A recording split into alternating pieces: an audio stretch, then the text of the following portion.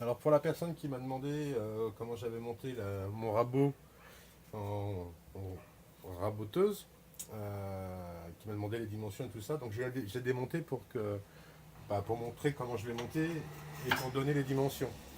Alors, la première chose à faire, c'est une raboteuse que j'ai achetée à Brico Dépôt. Je l'ai achetée parce qu'elle était plate ici. Donc je pouvais caler quelque chose qui me permette d'avoir un endroit plat et qui me permette en plus de coincer la gâchette. Donc j'ai fait ce morceau de bois là qui est en biseau, qui n'est pas droit comme on le voit. Donc l'épaisseur, donc ça doit être une Brico Dépôt que tu avais acheté parce qu'il me semble que tu avais acheté la même. Donc l'épaisseur du bout de bois est de 3,9, donc 4 mm. Voilà. De 4 cm, pas 4 mm, 4 cm. Sur 21,5. Et la partie qui est en diagonale, cette partie là donc, elle fait 21,7.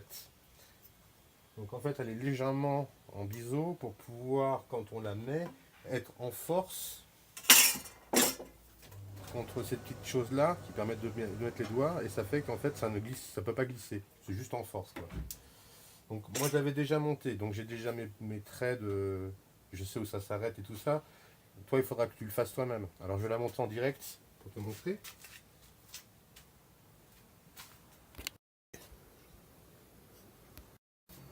Ouais, de nouveau là, j'ai été interrompu par la belle-mère qui est arrivée. Donc j'en étais à remonter le rabot. Donc on appuie sur la gâchette. On met ça en force, le bout de bois que j'ai coupé en biseau, on le met en force.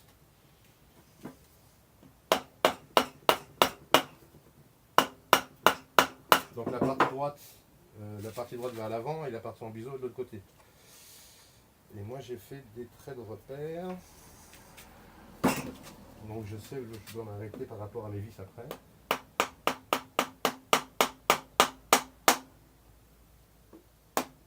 Voilà. Donc après c'est monté comme ça et c'est toujours donc allumé. Bon, faut pas s'inquiéter parce qu'après il y a une deuxième partie de montage, faut pas s'inquiéter, ça s'allume pas automatiquement. Après, moi j'ai récupéré, donc pour qu'elle soit posée, j'ai récupéré les morceaux de palette, enfin les rehausses de palette, puisqu'ils tombaient à la bonne épaisseur, qui sont à une épaisseur de 6,5. Donc en fait on les met comme ceci, celle-là et celle-là là.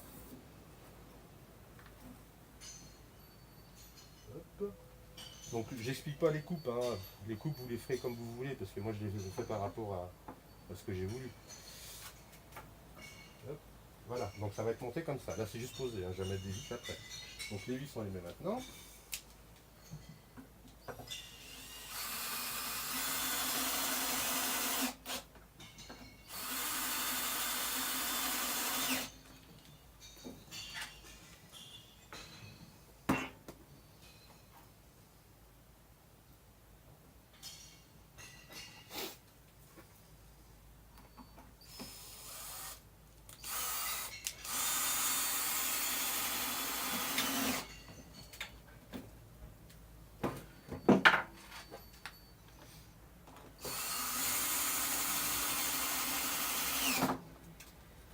Alors comme j'avais pas des vis assez grandes, parce qu'il faut quand même dépasser donc les 4 cm, c'est ça je pense, les 4 cm, les 4 cm du linteau, il faut les dépasser évidemment. Donc j'ai fait les trous évidemment avec un forêt, et j'ai agrandi mes trous pour que la tête de vis elle aille à l'intérieur. Donc maintenant ma vis elle va là, alors que c'est des vis normales, hein. Elle va ici, c'est des vis qui sont...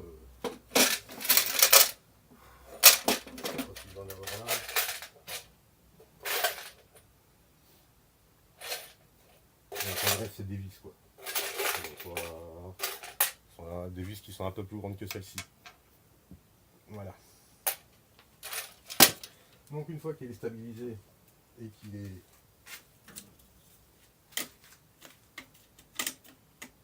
à peu près horizontal,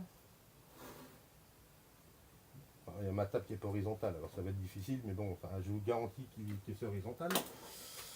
Il faut rajouter ce qu'on appelle un guide comme ceci là sur le côté. Donc c'est pour ça que j'ai mis ce petit assaut qui est ici, qui vient en butée. Hop.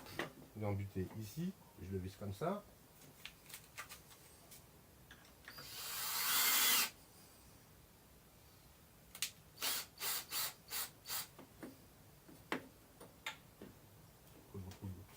Voilà.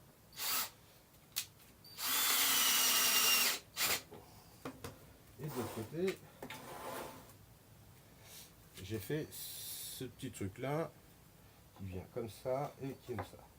Voilà. D'ailleurs, je l'ai monté à l'envers, mais c'est pas très grave. Et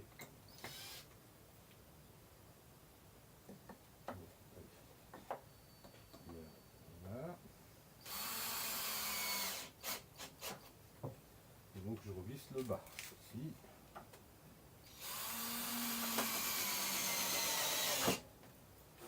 Et là, ça bouge plus. Alors, il faut que ça soit bien fait pour que ça soit que ça soit affleuré, enfin que ça affleure cette partie-là, mais surtout pas le rabot. Sinon, ça va attaquer le guidon. Et donc, la machine s'utilise. Donc, normalement, elle est comme ceci. Ok, donc c'est l'avant. On attaque par l'avant et on la met à l'envers. Hop, comme ceci. J'espère qu'il n'y aura pas de contre-jour. Je vais regarder le cadre. Hein. Je reviens parce que je suis pas un vidéaste. Alors, oui, on va dire que c'est bon. Pour pas que la machine soit toujours en marche, j'ai installé un interrupteur. Oui, je ne suis pas du bon côté de table. J'ai installé un interrupteur sous table. Donc là, je crois qu'on le voit. Oui. En fait, ça, c'est un vieil interrupteur que j'avais récupéré d'une machine qui était cassée. J'ai récupéré l'interrupteur qui fait marche-arrêt et puis avec il y a même un disjoncteur thermique. Et je l'ai branché sur une prise. Et l'alimentation de l'interrupteur, évidemment, je le branche sur le courant. Donc je le branche.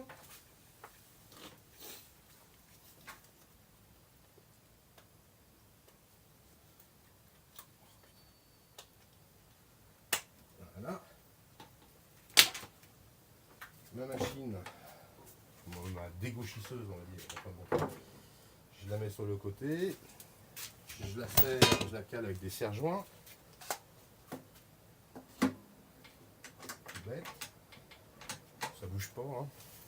Avec les serre-joints, j'ai essayé. La table bougerait plus que les serre-joints.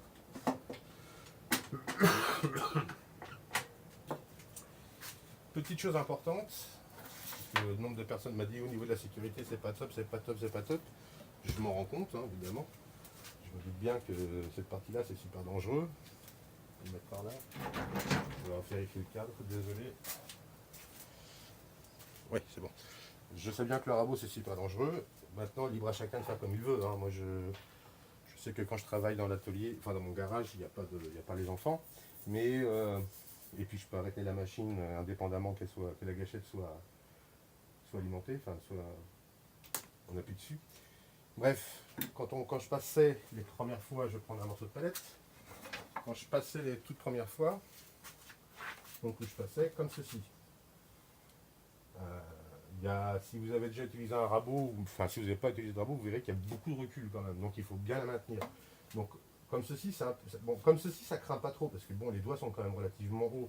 Quand je fais la tranche pour faire des planches, ouais, je me mets là, avant que voilà, ça pourrait basculer comme ça, mais bon, ça ne peut jamais être sans risque. Même avec un rabat automatique de raboteuse, de toute façon, il y a toujours un risque. Je dis pas qu'il y a zéro risque, c'est pas ça, mais bon. Donc pour amoindrir un peu ce risque-là, j'ai fait ça. C'est tout bête, hein, c'est un morceau de bois que je plaque dessus, comme ça je glisse le bout de bois, quoi, c'est tout. C'est vraiment tout con, hein. J'ai fait ça en 10 minutes, j'ai pas cherché à que ce soit beau. En fait, j'appuierai comme ceci.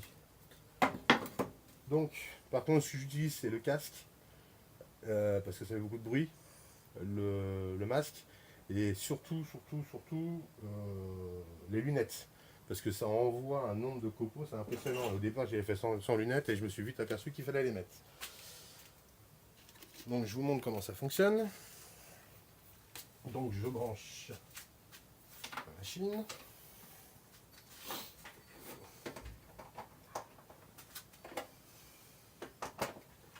Et donc là, elle ne marche pas. Je l'allume que si j'appuie là. Tout bête. Donc, message. Je ne vais pas faire beaucoup de passes, hein, c'est juste pour vous montrer.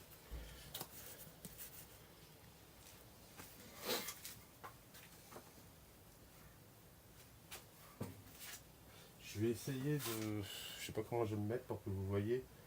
Je vais essayer de me mettre comme ça pour que vous voyez.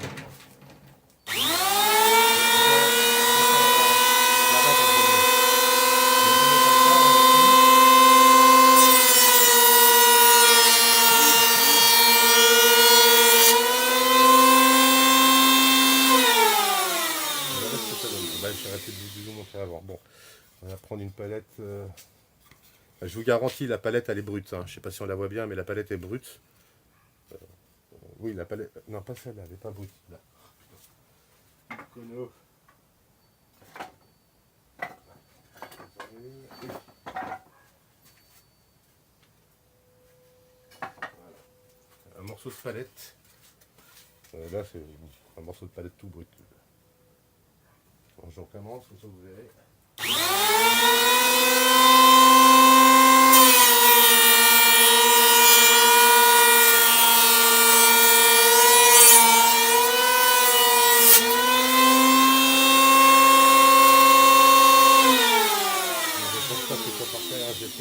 J'ai fait à 1 mm je crois, parce qu'on peut régler évidemment la profondeur de coupe. Ah non, je l'avais fait à 2. 0,5, 1, 1,5, 2. Bref. Donc voilà ce que ça donne. Je sais pas si on peut faire le point. Ça donne un truc nickel au premier passage. Bon, après on peut améliorer encore, parce que là par exemple je vois que j'ai un petit défaut, on peut améliorer encore. Alors le truc un peu chiant, comme c'est pas une dégauchisseuse, c'est ces parties là qui sont abîmées fatalement, vous en avez aussi. Donc ce que je fais, c'est que moi j'arrache ces morceaux-là, et après je passe un coup de pâte à poncer, de la pâte à poncer, de la pâte à bois, que je fais moi-même avec les copeaux que j'ai là et puis de la colle.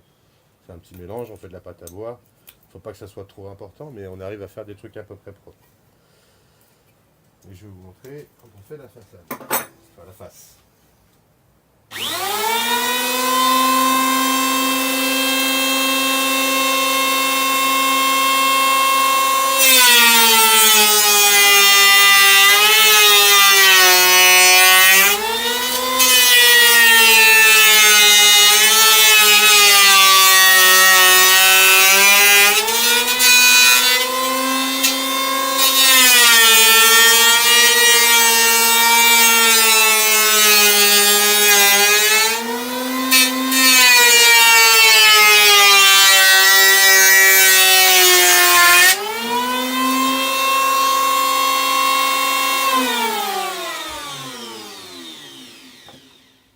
Voilà pourquoi. Ah, la belle-mère. Encore la belle-mère qui était passée. Ce coup-ci, c'est pour m'amener des graines à oiseaux. Bref. Donc ça, c'était la face brute. Et ça, c'est la face travaillée. Donc c'est ces petits coins-là. Donc moi, soit je coupe, parce que j'en ai pas besoin, soit je mets de la pâte à bois sur ces petits trucs-là. Et encore, je m'en fous, c'est pas tout le temps, parce qu'il y a des fois, je préfère laisser le truc naturel, quoi. Et voilà ce que ça donne, après un petit passage. En sachant que le passage n'est pas parfait, parce que j'ai dû me reprendre pour repasser à chaque fois, mais ça c'est parce que j'étais devant la caméra, sinon je passe comme ça en une fois.